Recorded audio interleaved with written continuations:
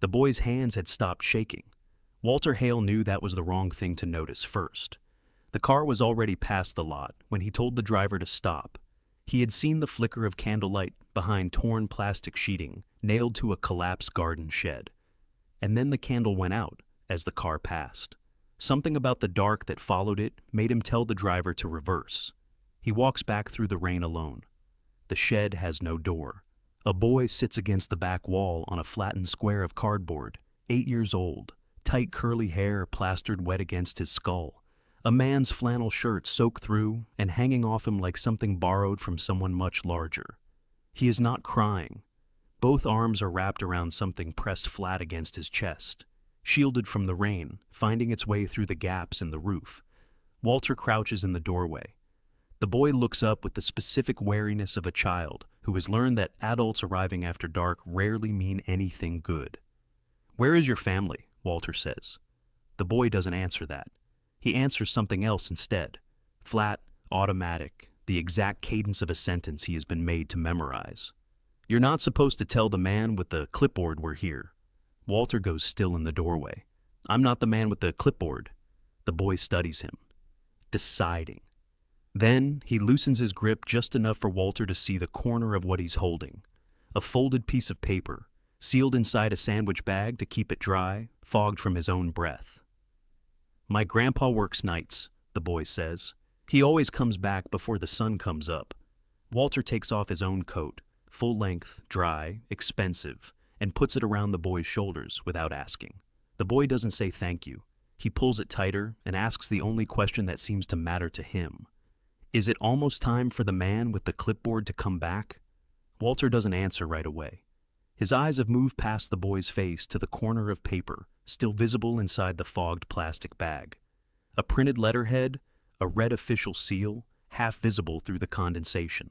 He has seen that seal before, on a document with his own company's name at the top of it.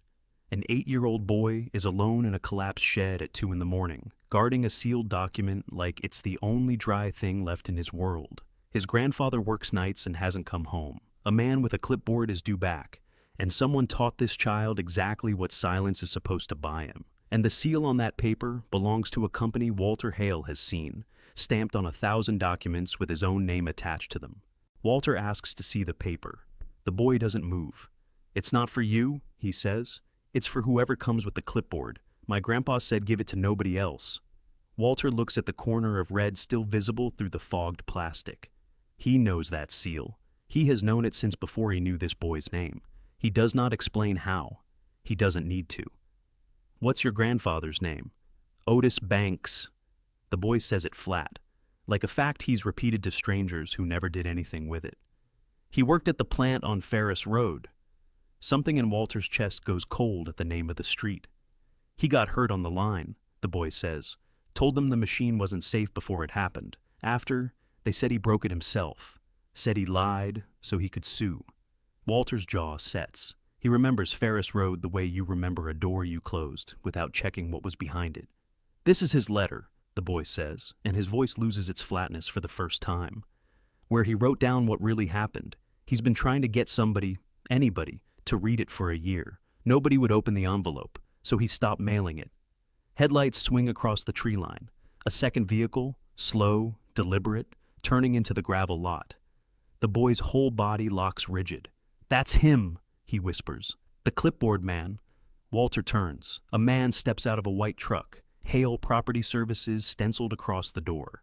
He walks toward the shed unhurried, flashlight in one hand, clipboard in the other. The specific calm of someone who has done this exact walk many times before and expects tonight to be no different.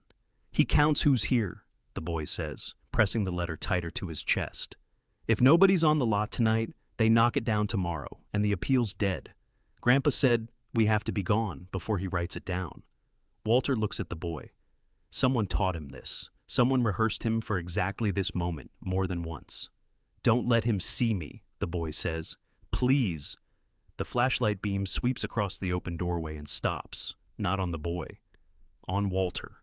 The man on the other end of it goes very still and says a name that is not the boy's. "Mr. Hale."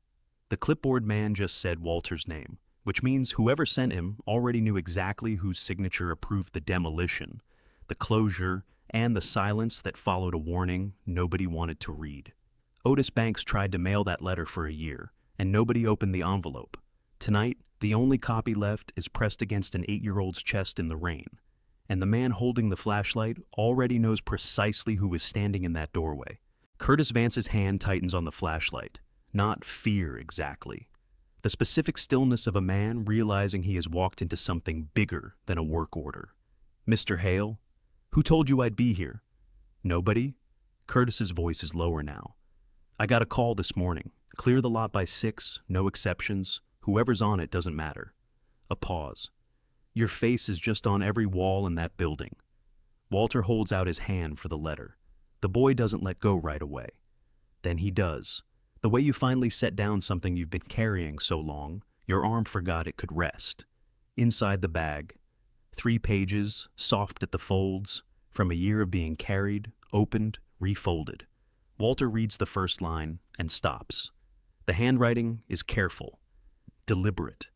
The kind that takes longer because a man is trying to make sure nobody can say later that he wasn't clear. Line 4.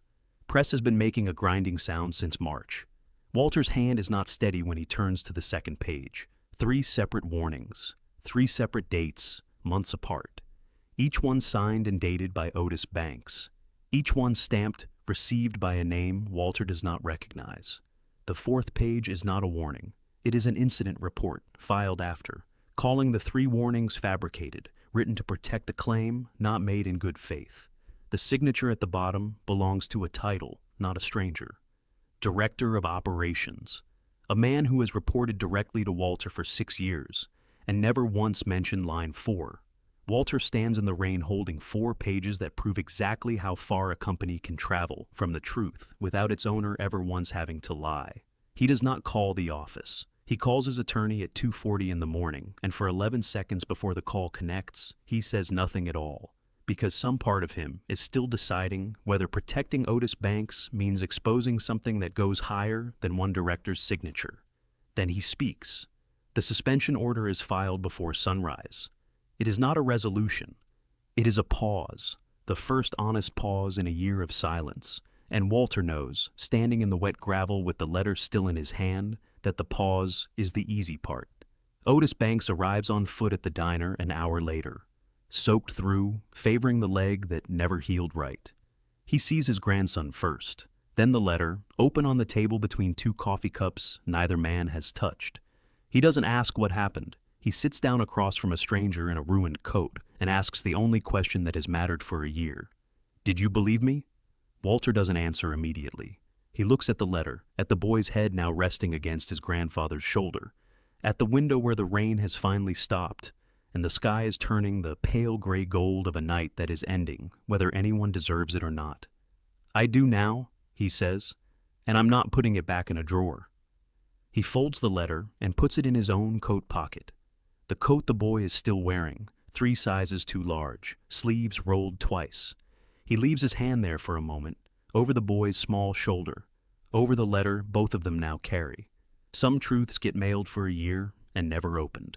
This one only needed one person willing to stop, walk back through the rain, and read it before the sun came up.